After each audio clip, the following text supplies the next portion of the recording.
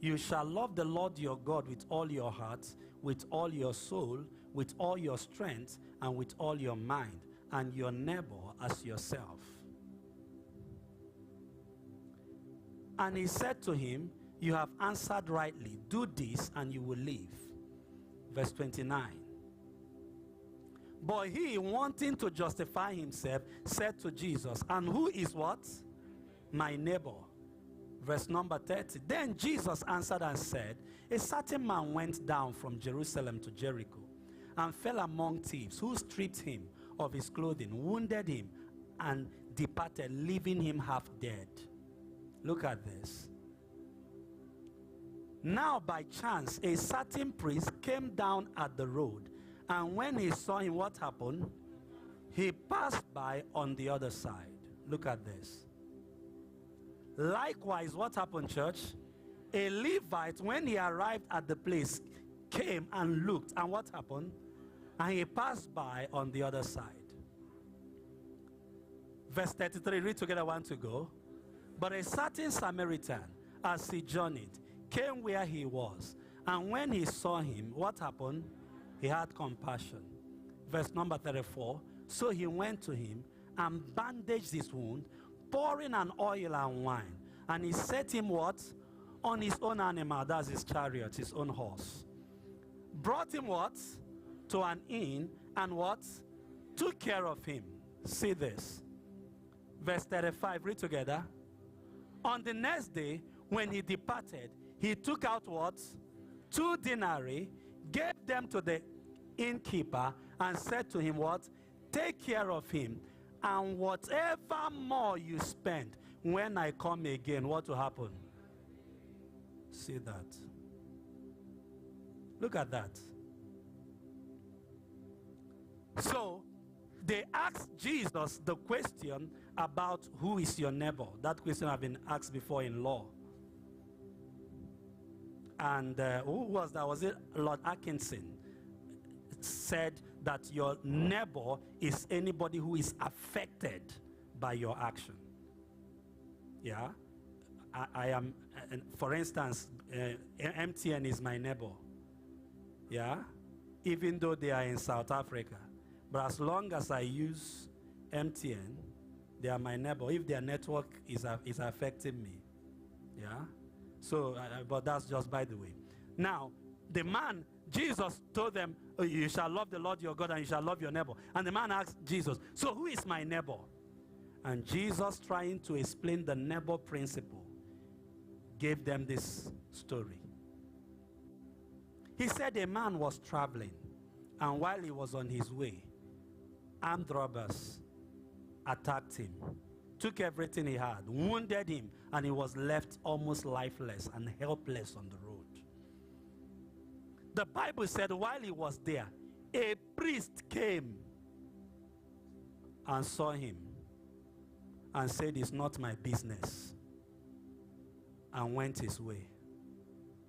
A Levite came and saw the man and said, it's not my business, and went his way. What were you seeing there? Streamlined thinking. The same thinking that makes people not grow to the highest level of wealth. Once that's your money, what it does is just to meet maybe your family need, maybe your personal need, maybe your business need. There's a problem. It should have the capacity to meet several needs, because you have several needs. There are certain needs in your life that it will take friendship. Is somebody following what I'm saying? There are certain needs in your life that will require some things. The Bible said, why this thing happened? There was now this Samaritan, and by description, this man happened to be a businessman. And when he was passing, he saw the man. He stopped. Are you with me right now? He stopped. And when he stopped, the Bible said he had to start treating him. He had to call people. They had to start treating him, give him first aid. Right? Yeah? Gave him first aid. You know, normally, I hope you are aware that by right, part of what road safety should check is first aid. There's one man I know, like the man is always correct. So one day, road safety stopped him and they asked him for his license. He brought it. See caution, he brought it. You know, they wanted to tell, and they saw the audacity and the boldness of the man. They asked him for reverse. Let's see your light. The reverse, they saw the reverse light. Match break, they saw light. The fire extinguisher, the man went. So they were already, the man's boldness and audacity were just getting them angry. And so they now had to now go for the one they would know that the man would not think that's part of what he should bring out. They asked him, your first aid.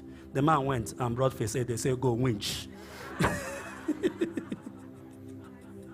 He said, get out here, winch. They did not know that the man would be so prepared. They said, get out here, winch. Can somebody be winch doing the right thing? So obviously, this very businessman had first aid with him. So he administered first aid. Guess what? The next thing, he carried the man and he took him to hospital. Brothers and sisters, there are people that their money can never meet anybody else's needs. Are you with me right now? But you could see what was happening here. The man took him, and the Bible said when he took him there, he took him and went to the inn, to a hospital where they would take care of the man. And when he got there, look at this. The next day, when he, please go to 34. Look at this.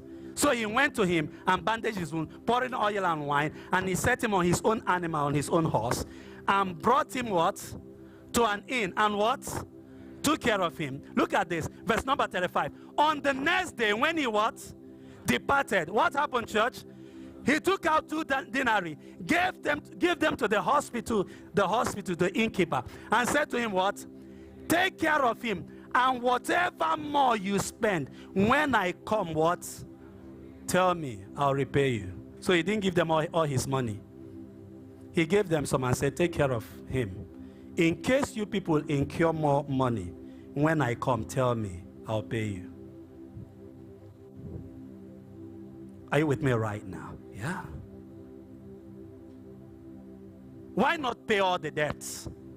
The guy had budget, and that budget even covered for situations like that. Are you with me right now? Yeah. You must have money that you use to service friendship. You must have money that you use for the purpose of God. You must have money that you use for the purpose of family. And let me tell you the truth. The greatest mistake you will make is when you say that the money you have is not enough. The truth of the matter is that the one you have right now that can take care of some of those things, no matter how little. So all of those people that you saw that put money inside tray to give to Davido was money to service their friendship with him. Are you with me right now? And they needed to do it when his wife was around. You get why? Yeah. I hope you're following what I'm saying now. Yes. So your own may not be to carry money in a tray, but you cannot do well financially if you just use your money for one purpose. Me, myself, and I.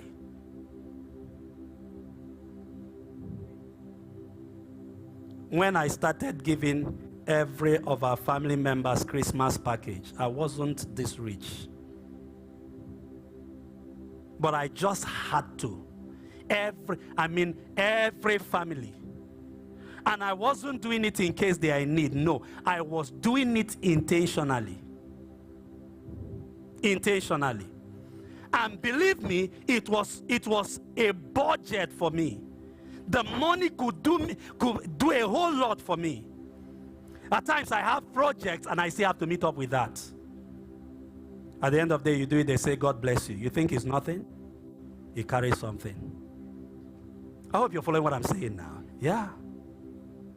So look at that man there. My birthday last year, I gave at least 20 widows, 50,000 each. Intentionally. But I'm telling you that there's always a starting point. Always a starting point. Always a starting point. Because that money, at times when you check it, there are still so many other things you can do. Oh, I need to finish this building. While that building is going on, make sure that the money in your hand is meeting other needs too. Because there are still realms beyond that you're building. That's why some people even get to a point where they now have to eat their tithe. That is gross misconduct. I know what I'm talking about. Listen, every businessman, I'm not saying this thing is proven. Every business and career person will definitely come to that day where you have to say, God, show yourself strong. And you're now trying to show God, remember this, remember this. It will always get to that point. Yeah? Yeah, it will definitely get to that point. And then it gets to that point and you discover that you don't have such records. No tithe record, no seed record, no record of some spiritual principles. Are you with me right now? Yeah.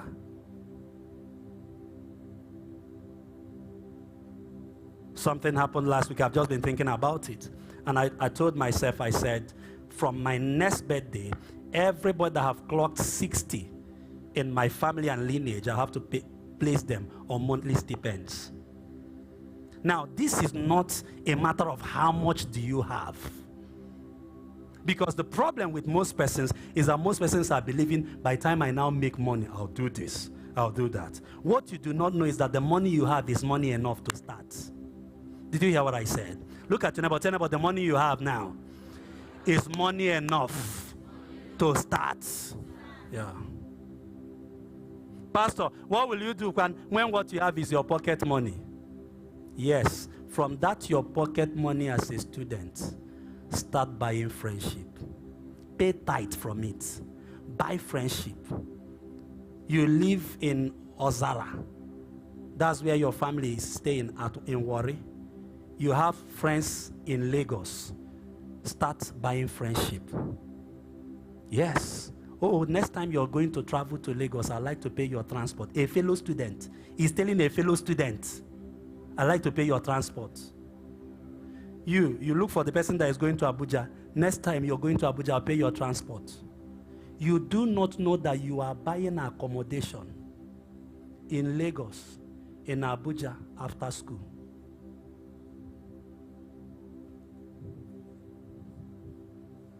Yeah? Because somehow you will need Abuja one day. You will need Lagos one day after school. And then you're calling your friends. How far, guy, I did Abuja, and so? And I did Abuja, eh? Oh, you're in Abuja. Ah, please, I'd like you to come around. Meanwhile, you were just, every money they gave you, you spent it and you even look for more from people. You were not financially intelligent. If you were financially intelligent, you will know that the money in your hand is supposed to meet multiple needs. Is somebody following what I'm saying now? Yeah. You know, I know I've shared that story with you before of the late Archbishop Benson Idahosa many years ago. He came back, he had a program, he was so tired, very tired. And so he told all the people around him, he said, please, nobody should see me. If anybody should come here, just tell them I'm resting. They can go and come back tomorrow. So he went to rest. And people will come like this. They will tell him, it's not as though he was sleeping. He just needed that peace and quiet. So they were just turning people down. And then there was this particular man that came with a cow and said he wanted to see the late Archbishop. They told him, they said, Bishop is sleeping. You should go.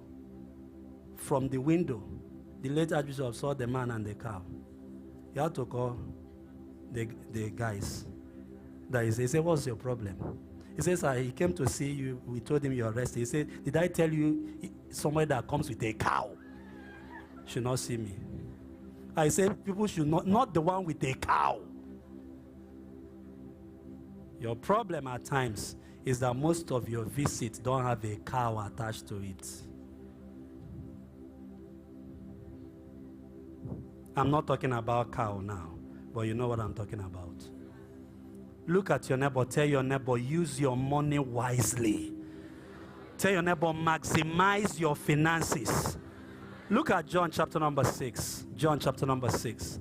I have 6 of it, but I'll just show you this last one because of time. John chapter number 6. Look at verse number 5. John 6 verse 5.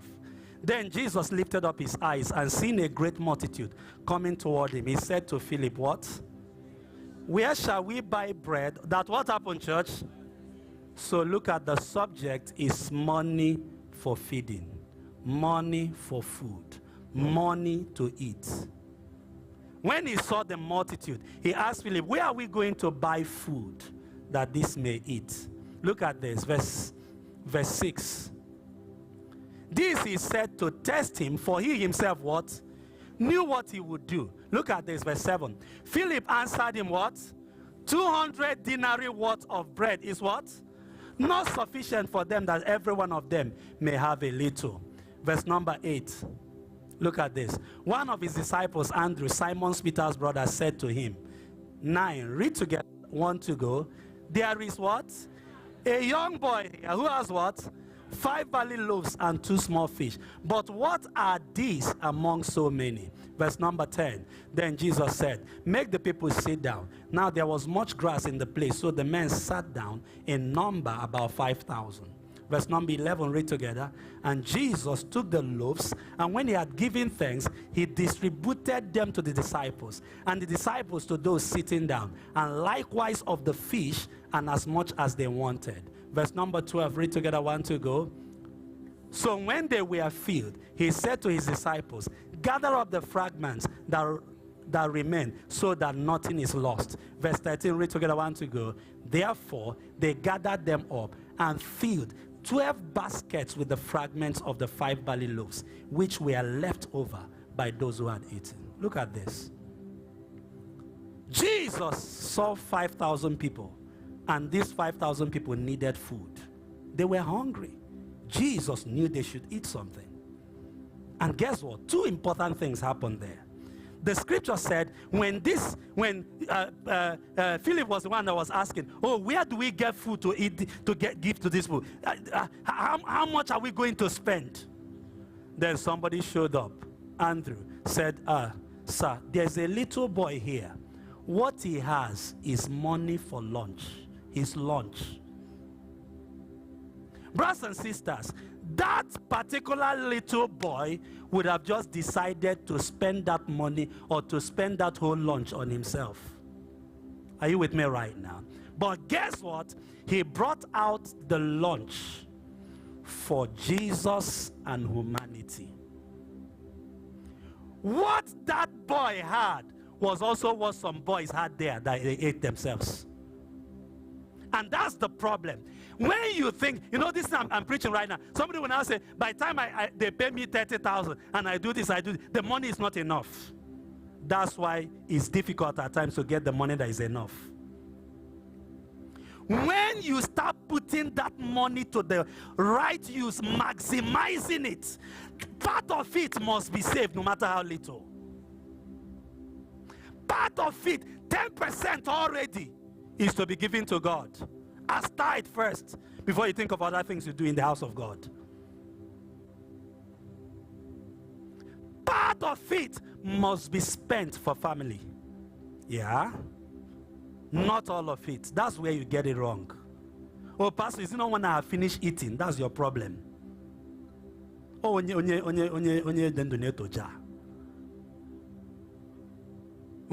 it's only when a hungry man is an angry man. Continue being hungry. Shake your neighbor, tell your neighbor, maximize your money. Oh, come on, shake your neighbor, tell your neighbor, maximize your money. Tell your neighbor, don't stereotype your money. So see what this boy did to his own money. He brought it and told Jesus, take it. And they used it to feed people. Do you know the next thing that shocked me?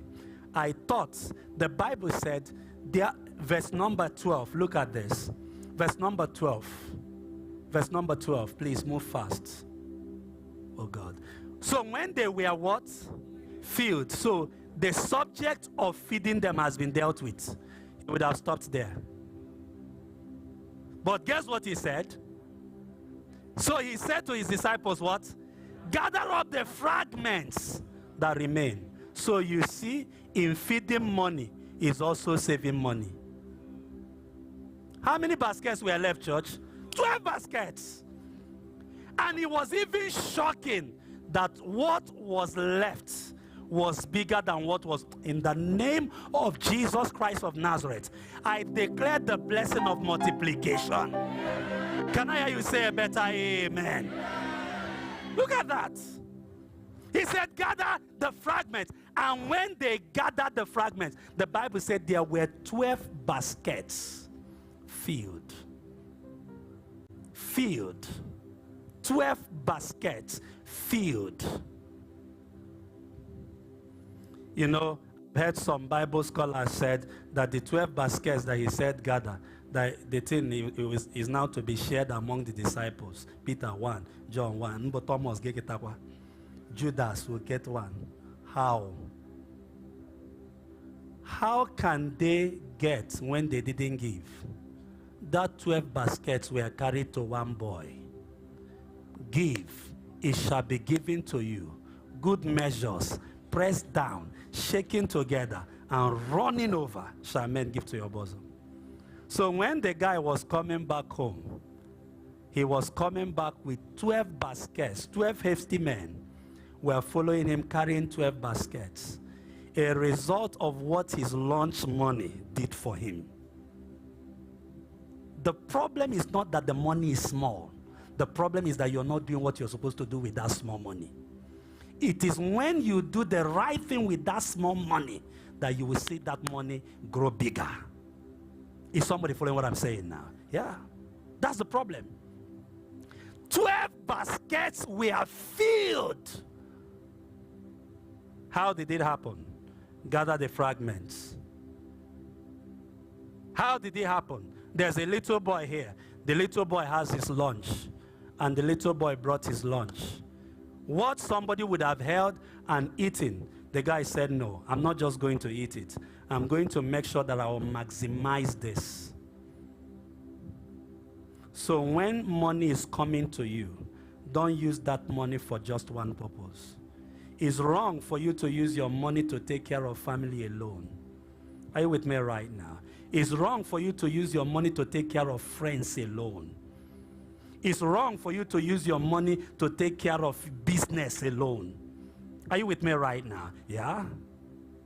Because let me tell you, no matter how far you're trying to make that business work, you would definitely, there is a serenity and peace that happens in the family because you gave the family what belongs to the family.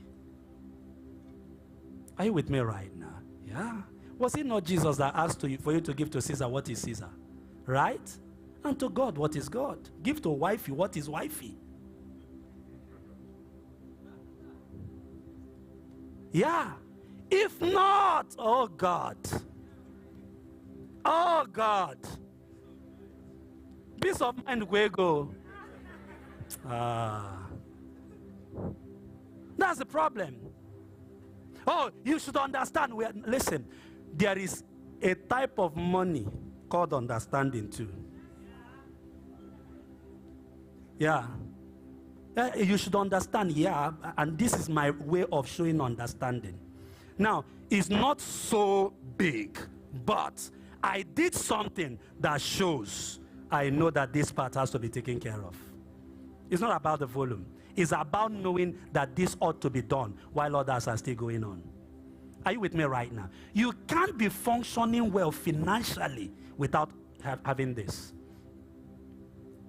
So this little boy, what he would have eaten as lunch, the guy brought it and gave it to Jesus. Imagine some other people that kept back their own and didn't surrender it.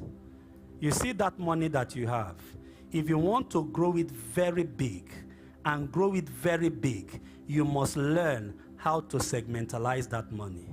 Is somebody following what I'm saying? Yeah, you must learn how to divide that money and put it to different use. I'm serious. I'm serious. And let me tell you the truth. Many of you doing business and you want to grow very, very well in your career. Make sure intentionally that there's a part of your money that you put into God. Intentionally. You know, and let me tell you, we have to start valuing exactly and be very fair to ourselves if we are really putting into God the way we should. Because most of us are not. I'm serious. I told you to use